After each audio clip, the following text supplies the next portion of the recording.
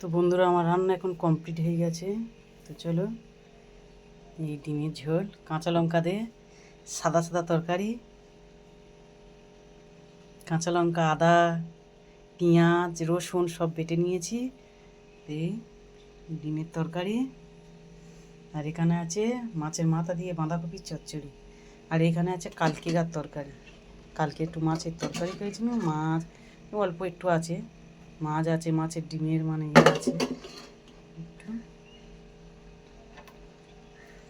একটা মাছের মাথা আছে, একটা মানে এক পিস ডিম আছে, মাছের ডিম একটু কষা কষা মতন করেছিলাম, শুকনো শুকনো, তা খেয়ে নিয়েছি। আর একটু ছিল, একটুকে বের করে নিয়েছি। আর এই আমার আজকে রান্না। ডাল করে বলেছিলাম, কিন্তু ডাল করলাম না, আর ভালো লাগছে না, বৃষ্টি হচ্ছে বাইরে।